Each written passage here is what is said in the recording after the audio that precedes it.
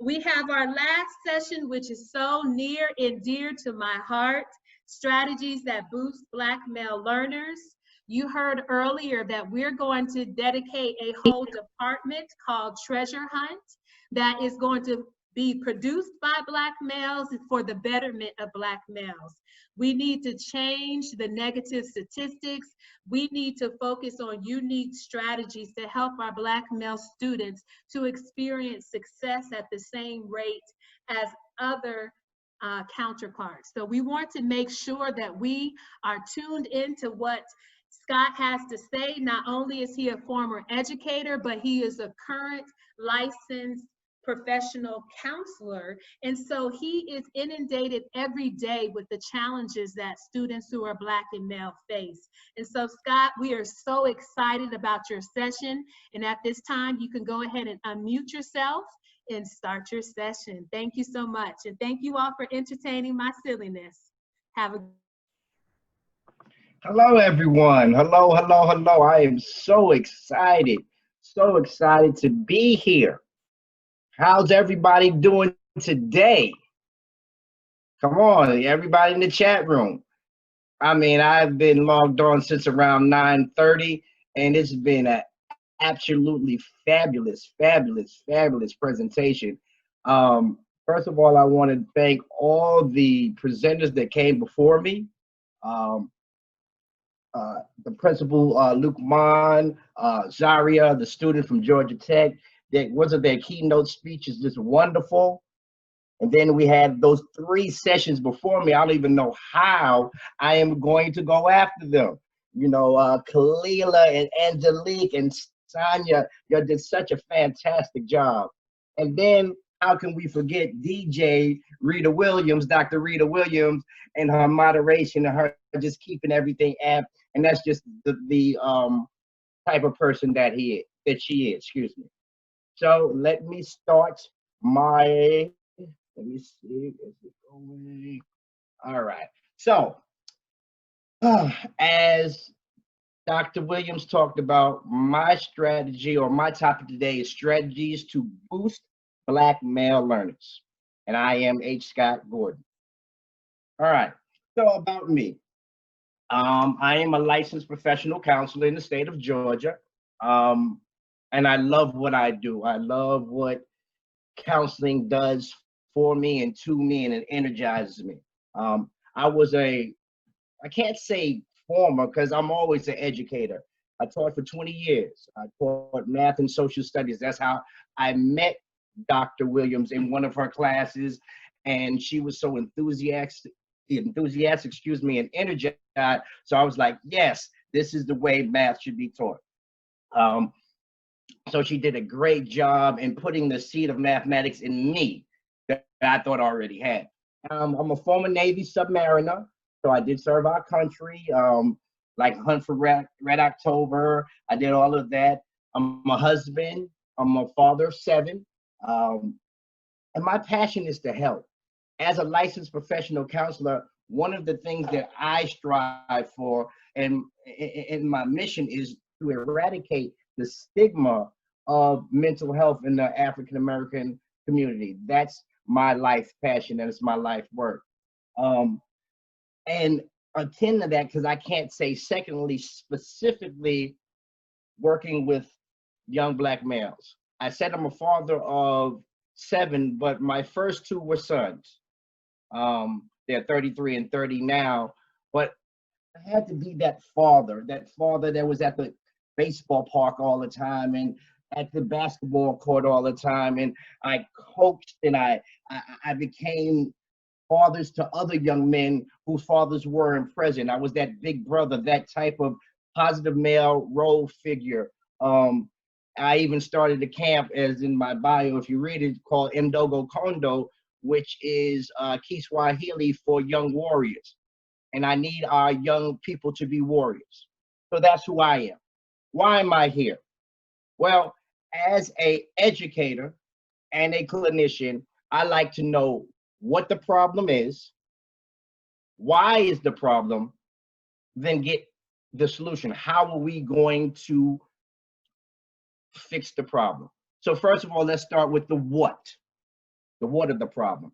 Black male learners are struggling academically. That's what the problem is. Black male learners are 3 times more likely to be suspended or expelled from school. So that means that we're not in school. Black males are not in school 3 times more than their peers. Black and brown male learners constitute more than 80% of special education students. Just think about that. Over 3/4 of children that are in special education are Black or brown male learners. Black male learners are 2.5% less likely to be in gifted programs. So we can't shine, we can't see. I know that 97.5% of us do qualify, for these programs. But where are we? Why are we so underrepresented? Then less than half of Black male learners graduate on time. I think Sonia talked about that in college, that it's not just in elementary school, it goes all the way to the sphere, all the way up to college. Half don't graduate on time. Then less than 11% of Black male learners complete a bachelor's degree. So we're not graduating on time, and we're not completing college at an alarming rate. And then 52% of Black male learners drop out of school altogether. That's half. Take your room, everybody can understand half. Over half are dropping out. That's the what. Now we're going to speak on why. Why? Social inequities in Black male communities. That's the why. 42% of Black male learners attend schools that are under-resourced. We don't have the type of computers and technology and books and materials that are needed to get a quality education. 28% of core academic teachers in schools with predominantly minority students lack certification. They're not certified. That should jump at you like, wow. And this is especially near and dear to my heart. Black male teachers comprise less than 5% of the teacher population. I want to take a quick survey right now. Take a little pause. I want y'all to get on the chat and tell me what grade did you have your first Black male teacher, if any grade? And also, as a follow-up, did or did not that teacher make a difference? So the question is, when did you have your first Black male teacher? And what impact did that teacher have or have not?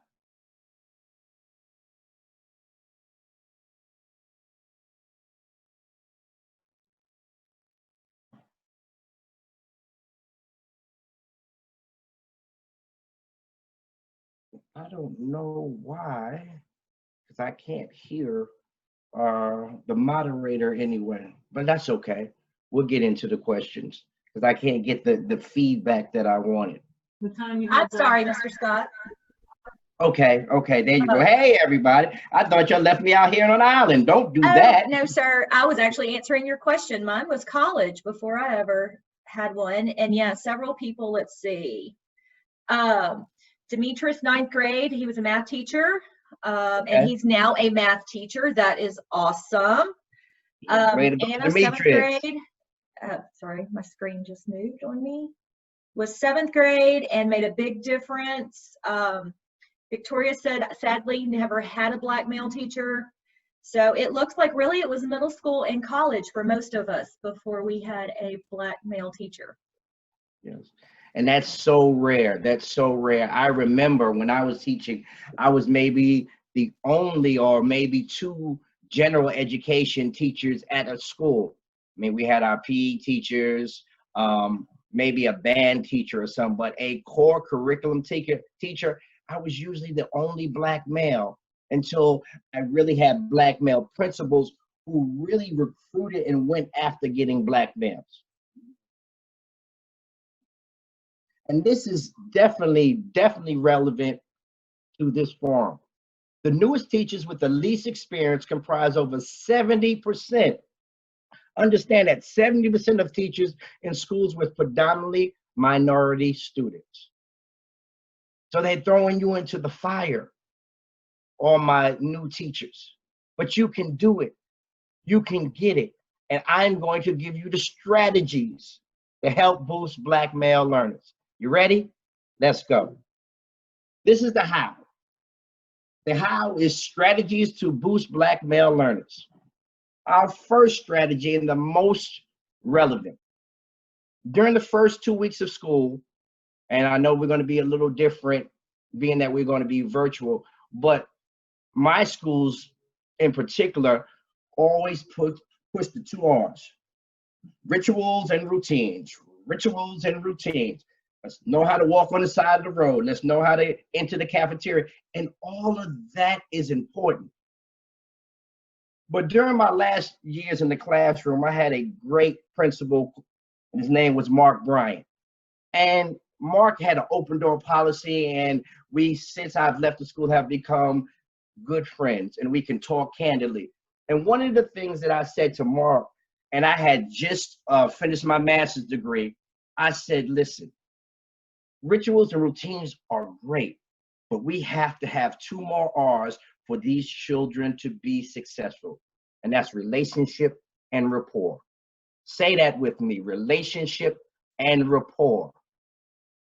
Another former principal, Ron Kitchens, said to me, and I know he didn't make the quote, but it's something that he used to say, and it sticks with me till this day. Children do not care how much you know until they know how much you care. And that is specific, and it is so important for young Black male learners. They have to know that you care. They have to know that you're invested. So my first strategy is with the student. Take an interest in them. Now, by profession as a licensed professional counselor, we have to, before we can even treat or perform a diagnosis on a client, we have to go do what's called a biopsychosocial or behavior health plan. So basically, for an hour and a half, 2 hours, I get in people's business. I need to know their family history, their medical history, their job history, any criminality, anything, you know, their family dynamic. Now, I'm not asking you to take an hour and a half to spend time with each student because you don't have that time. But I am asking you to create a mini bio for each of your students. What does that look like? Now, I have some examples that I've used before. The next slide will say, it's like my buddy bio. So during this time of COVID, when we're interacting and you're doing all of this, hey, why don't we set aside maybe 10 or 15 minutes where you can interview each student that you have. Ask them about their names. Ask them about, you know, where they come from. Ask them about what their passion is. Especially, you know, do you like sports? Do you like music? Because this will be able to relate to them.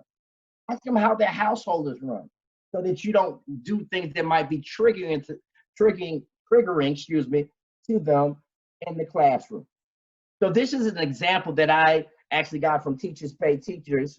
I think that I downloaded. But there are several other things or other concepts because you need that almost individual education plan. But this is more from a social emotional perspective than academics. It's knowing who they are. It's knowing that, hey, you had a game this week. How was it? Or you had a concert, or, you know, I'm sorry because your uncle is ill. Take an interest, invested interest in your young learners, your Black male learners. Second, with the parent. Oh my goodness. I remember when I was a new teacher and probably a month in school, maybe 2 months in school, I called the parent. Hadn't spoken to the parent all year. And at first, of course, was a negative phone call. and that parent lit into me. That's the only thing that you can say. That's the only thing you can do is negativity. You haven't even introduced yourself. And I felt so bad, but I felt so bad that I needed to change. Excuse me, my eyes are cheering. So what I started doing from there is letting the parents to know that I was vested, that I was interested in their young Black male learner. So I gave a welcome phone call. Hey, this is Mr. G, and I have Jeremy in my class, and I'm so excited for the school year. I've done a little bio on him, and I see that he loves to play the trombone. So if you can help in any way or any communication, start the positive lines of communication early. And even going into the classroom, a lady was evaluating me, and after the evaluation, she broke down the evaluation for me. And what she said really stuck with me. She said, I'm going to give you a glow and then a grow. And what that meant is that she was going to tell me something that I did well first. So I'm not, oh, I was horrible. And then she said, well, this is an area to grow. Do those in your phone calls when you have that rapport. Say something, even if it's, hey, Timmy came to school today and he did math for the first hour and he did well. Whatever it is, so start with a positive before, if you have to go to a negative, if that makes sense. Then, and this is also as important, build relationships with your team. You are new teachers, or teachers who haven't been in the game. You are not alone. Build and utilize your grade level team. Who's your chair? Introduce them to each other. Include your administration, and especially your counseling, your school counseling staff. That is multi-important. You're not an island on your own. A second thing, build culturally aware material. Provide books and material that speak to Black male learners. So important. They have to read about people who look like them. They have to see people like them, like number 2, displayed in their classrooms. And not just athletes and not just entertainers. I'm a LeBron fan. I love LeBron. But we can be, as Black males, more than LeBrons. We can be CEOs. We can be congressmen, like we lost the great John Lewis. We can fulfill those things. But if we don't see it, then we can't achieve it. Next, invite male local leaders to speak in your classroom. Now, I know that's going to be difficult for the first until we get through this pandemic, but use your Zoom, use your virtual call to talk to bank owners or even young entrepreneurs, the brother who owns his own barbershop. Allow them to come and speak to your children. And that's a good collaborative effort with your school counselor, because what do we have every week or every year? What do we have? We have, can't think of it now. Now, when you invite, come on, somebody help me. Somebody online help me. What's that when you come? Career week. Career week. I'm sorry, career week. Career week. So that they collaborate with. I know my school counselor would go out and talk to local business people. So get those not just for career week, but all year. Maybe have someone come talk about banking or financing. Then lastly in this category, please highlight the achievements of Black males in the world's history. We talk about Martin Luther King. We talk about Barack Obama. But let's get deeper into that. Let's talk about what Crispus Attucks or Denmark Vesey have done in the revolution and what we have. Now we can talk about our new icon or our new angel with John Lewis and his passing. But talking about why we get in good trouble and those things. That's very important to highlight the achievements of Black males in work history. Now, provide a safe place to learn. One of the things that I do in the first 2 weeks, or what I've done in the first 2 weeks, is make sure that one of my staunch classrooms that's non-negotiable is that you will not ridicule or mimic or laugh at anybody who is trying to learn. Young Black males are sensitive about their education, so, or their lack of, if they're deficient in areas. So they generally won't call out. You will have to call on them. And if they have trouble reading or doing a mathematics problem, they'll shy away from it. And they will definitely abandon it after you, if they're ridiculed in class right now at that time. So please, please make it a safe space for these young men to make mistakes, because we learn more from our mistakes than we do from our accomplishments. Secondly, provide outlets where Black male learners can talk to you or other staff members. I remember I had a young male in my 5th grade class, and he had a great relationship with the cafeteria lady who was at the line collecting the money. So I formed a relationship with her that if he was feeling down, he can't talk to me, because all people can't talk to you as a classroom teacher. That's why you have to form, and I love the word that Rita uses, cadre. Use a cadre of yourself or other staff members to say, little Johnny's having a bad day. Not that he's being bad, not as a punitive, but saying, I have interest in you. You look like something's wrong with you. If you can't speak to me, go see Miss Johnson. Miss Johnson will have that time.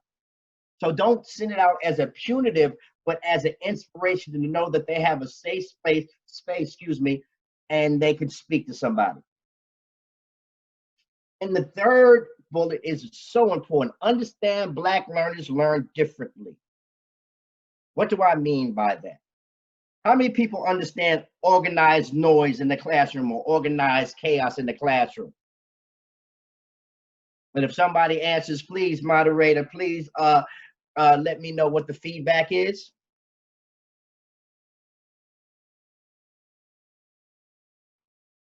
So far, we have Demetrius has said, yes, she understands organized in the class, organized chaos. I know I always have organized chaos in my classroom. Carissa, I do. I call it a gorgeous mess of chaos. Yes, absolutely. It is a fun, gorgeous mess. Yeah. And I let the admins laugh at me when they come in. Exactly. So I had that. I had a great math teacher that I co-taught with, and her name was Angel Abdul-Mateen. And when I went in her classroom at first, it sounded like it was a zoo in there, and it looked complete chaotic, until I sat down and understood they were doing math talks. That's my favorite thing in the world, talking about math, understanding math. And I started implementing that organized noise or organized chaos. So my classroom didn't have to be didactic. You just had to sit there. You were able to talk in your groups. Now, I could listen to see sometimes if somebody was getting in trouble or getting off topic, and that's me as a facilitator. But allow your young Black male learners to get up and move around as long as it is productive in organized noise. Now, you're saying, H. Scott Gordon, you have put a lot on me. I am a new teacher. I already got to do lesson plans. I already got to attend all these meetings.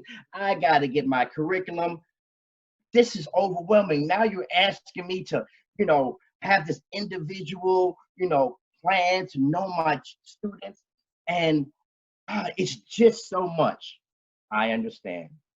I've been there. My wife is a teacher. I understand how teachers come home and the paperwork and all of the stuff that you have to go. So that's why this number 4 strategy might be the most important strategy that I've talked about: self-care. The first thing I'm going to talk about self-care is build relationships with your staff and administration. Understand that they are there to help you. Don't you feel, because a lot of times in our classroom, we are it. We are the judge, jury, and executioner. We're by ourselves, and we think that we just have to put the weight of the world or our classroom on our shoulders. Absolutely not. So build those positive relationships. A lot of schools have peer teachers. They pair a new teacher with a more veteran teacher to help inspire them. And trust me, the new teacher breeds energy in us veteran teachers as well. So it's a win-win situation. Secondly, set hours and stick to them. Please do that. Make your schedule. Now, I know that you're going to have extended PTA meetings. You're going to have tutorials. You're going to have after-school things that pop up here and there. But I want you to say, I'm going to be at school at 6:30. I am going to leave school at 4:30. And I'm going to leave what that is at school. Work while you're there.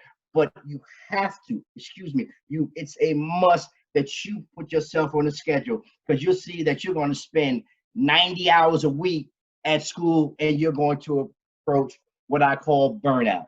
And we'll speak on that in a minute. My eyes are watering. Then number 3, seek help. Seek help. Let me get that. What does that mean? I had a great school counselor, and I know the school counselors, their jobs are plentiful. They have to help out with discipline at times, which is probably not even on their job description. They got Red Ribbon Week. They got to do all these programs. They got Career Week. And then they have to worry about the students as well. Well, this counselor, Maya Moore, great counselor, she would also set aside time for teachers who are overwhelmed. Or if she knew that a teacher had a tragedy, a death, or anything, she would go personally talk to them, make sure that they are right. But if your school counselor doesn't do that, go to your team. And if your team doesn't go to a professional. Now, I'm not going to advertise what I do, but go seek help. You're not alone, and you can do this. And finally in this, celebrate yourself. Doctors, lawyers, entertainers, they all come from you. You formulate all those. Entrepreneurs, you put those nuggets in their brains, those seeds that you plant. Celebrate yourself. If you got little Johnny, and little Johnny came in the 3rd grade, and he's reading on a pre-K or kindergarten level, and you move Johnny from a pre-K kindergarten level to a 2nd grade, he might not be on grade level yet, but look, you moved him 2 grades. Celebrate yourself.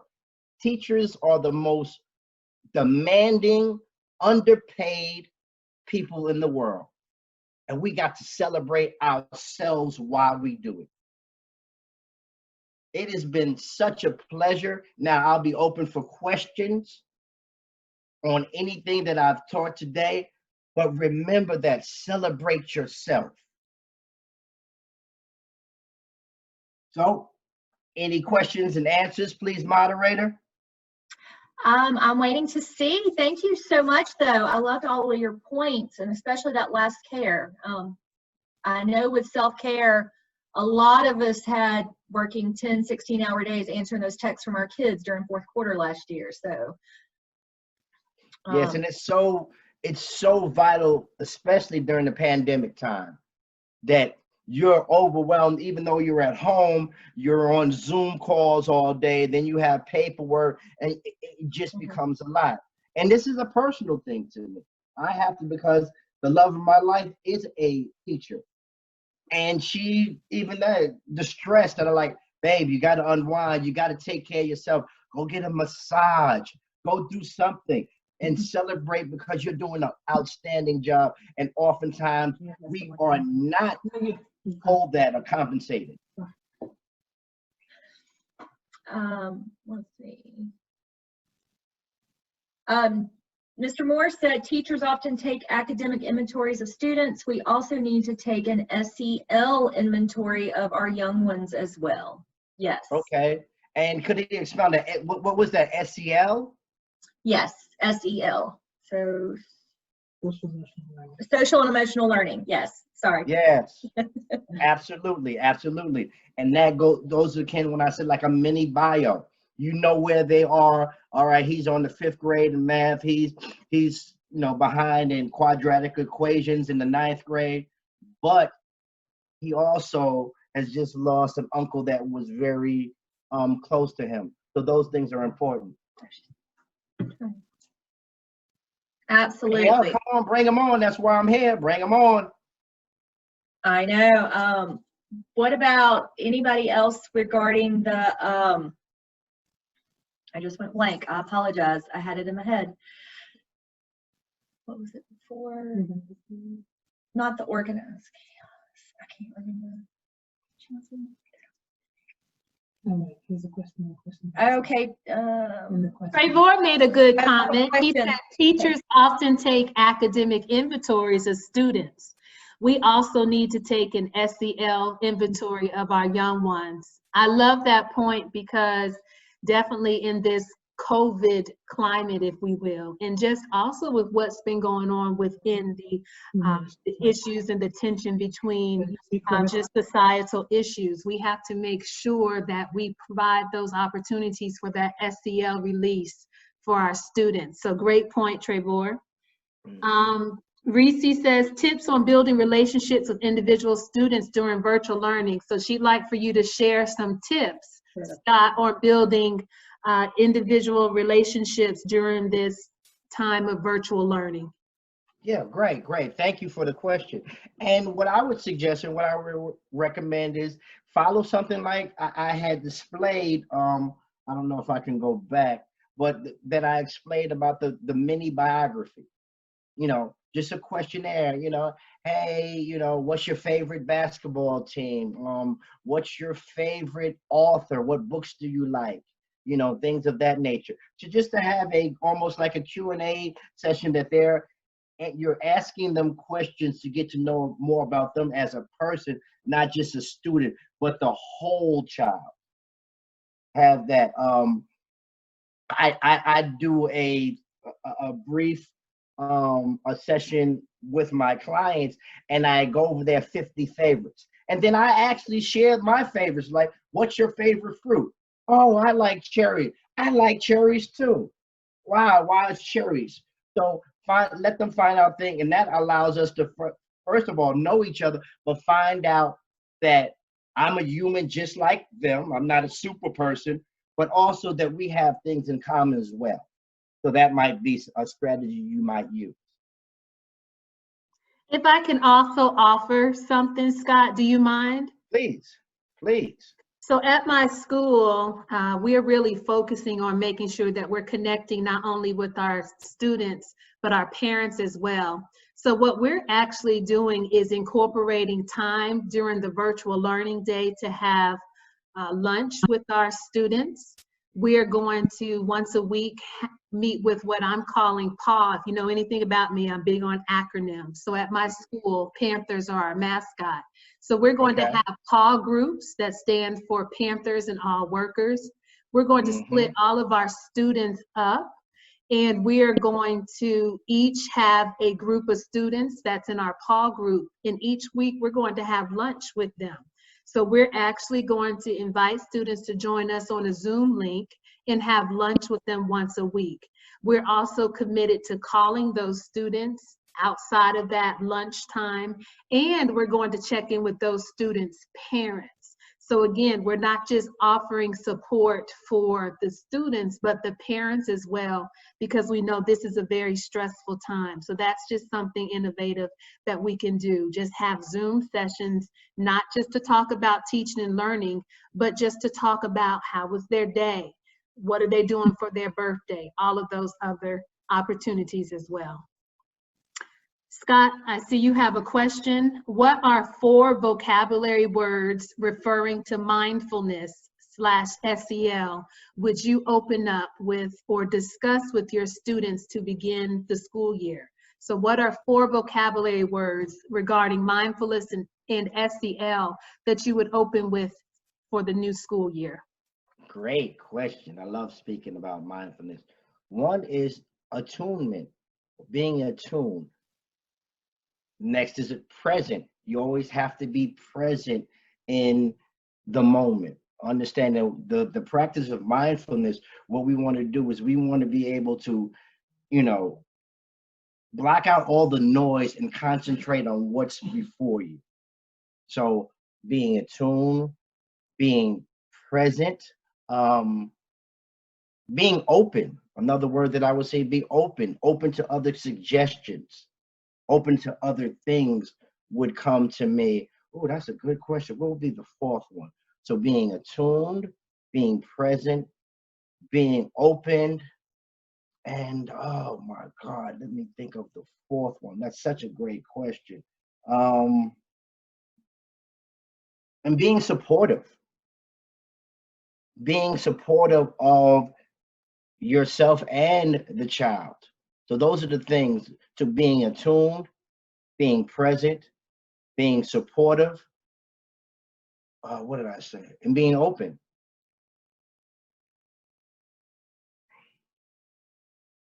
All right, perfect. Now, Trevor landed a very heavy question for you to answer. Okay, Trevor. As a virtual teacher, how do you address your point number 3? Provide a safe place to learn when a home environment may not be so safe. Many students use the school as their safe place. Now that's not available. What does a teacher do then? Well, Trayvon, we have to understand, as a teacher, as I was, and also as a clinician, we are mandatory and mandated reporters. So if you see that there might be something that is awry in a household, it is your obligation to report that to DFACS or your school social worker or your school counselor at this time. Because again, we can't go into the homes because of COVID-19, but we can see things. If you see things that raise red flags, please report it. Please report it, because we all are mandated reporters. But I also think another strategy is to have a relationship with the parents and the family. Now, I understand my caseload is not as many as the students in your classroom. So as a clinician, I approach it differently. However, that rapport, that relationship with the home, and understanding that, I'm here for your child, will go a long way, if that makes sense. Hopefully I answered your question. Perfect. Scott, we have 5 minutes left for your session. Trevor says thank you, because that is a loaded question, and I like the fact that you reiterated we're going to have to make sure that we solidify those relationships with the parents and guardians. Another thing that we can do is have family support sessions with students and their parents and guardians. Now, Scott does this all the time as a licensed professional counselor, but we can do this on the school side as well. Our social workers and our guidance counselors can use Zoom and set up support sessions for parents and guardians plus their students, in order for there to be that type of social emotional check-in for the entire family. Because I know all of us are very concerned about the fact that the stress level has gone up within our students' homes. And you're right, when parents and guardians are stressed, they often unfortunately take it out on the children. The children take the brunt of it, unfortunately, at times. So we have time for one more question. Is there another question on the floor? Before the last question though, Rita, I do want to say something, and this is something that they can give, the teachers can give to their parents in their initial call. Understand that they cannot mimic the school at home. I've been talking to my parents, at the beginning of the pandemic, at the end of last year, because at first they're overwhelmed. Oh, we got to do all these subjects for this many hours. No, they can't do that. Parents have to get, especially when they're helping their children, and I know y'all gonna be more active, but it's almost more like a homeschooling type of thing, where okay, we'll do this in the morning, we'll get this done, and then you'll have your time in front of your teacher. So they can't do your jobs. So don't give them that security, saying, hey, I'm not expecting you to sit down there and lecture to your child or teach mathematics like that. So it's almost more of a homeschooling concept. All right, Scott, I don't see any more questions in the chat. And so we know that you did a great job answering the questions that were posed already. You can go ahead and stop sharing your screen if you don't mind. While you're doing that, I want to let everyone know that in the future, Scott is going to be offering monthly social emotional learning support sessions for parents and educators. And so once again, we want you all to keep up with us on Instagram as well as Facebook and Twitter at Fine Tune. We don't have the hyphen in that. It's just at F1NETUNE. Please check our social media as well as visit our website, www.F1TUNE.com. And so our website does have the hyphen. Please keep up with us, and so that we can let you know all of the opportunities that are coming forth with treasure hunt, with STEMatics, with mathematics training, as well as social emotional training, because we do want to provide that support for parents and guardians. And I love what Scott said. A lot of parents and guardians are stressing themselves out, thinking that they have to be teachers and administrators. They have to fine-tune the learning process, if we can say that, to make it work for their particular households. And we want to make sure that we always keep the communication open. So I am so excited. We have gotten to the point where, unfortunately, it's the end of our conference, but I'm excited about the fact that we have had some wonderful dialogue. You all have given us your best this morning and into your afternoon, and we appreciate you. At this time, we want to make sure that we let you know we need your feedback. So we have a survey via Google Forms. That link will be dropped into the chat. We want for you to give us your honest feedback. This is our first virtual conference, but we don't want it to be our last. It definitely is a paradigm shift with everyone being in his or her respective location and us navigating technology. But we hope that we presented content through our keynote addresses as well as our sessions that you can glean from. So please do answer the questions submitted in the Google form. Once again, that link is in the chat, and give us your honest feedback. We can't be called fine-tune and not be willing to fine-tune our own practices. So we want to make sure that we are giving persons what they signed up to receive. We've been saying it throughout. Follow us at Fine-Tune on Facebook, Instagram, and Twitter. We want to make sure that you're aware of all of the opportunities. We know that your schools are providing professional development, but we're providing professional development as well online via Zoom. You'll be able to interface with persons from across the nation, and all of our sessions will be more interactive so that we can have more of your input and that you can get to know your presenters better and really establish the relationship and rapport that Scott talked about in his session. It's not just good for the students, it's good for us. How many of us work harder for a principal or a leader or someone whom we like, someone with whom we connect? So it's not just the students who need to build their relationship and rapport with their teachers. We have to do that with our leaders and those who are working and sharing information with us as well. We cannot tell you how excited and thankful we are that you took the time to join us today for Nuggets for New Teachers. We know many on here are not new teachers, so we are sure, though, that you walked away with the nugget to help with your 2020-21 school year.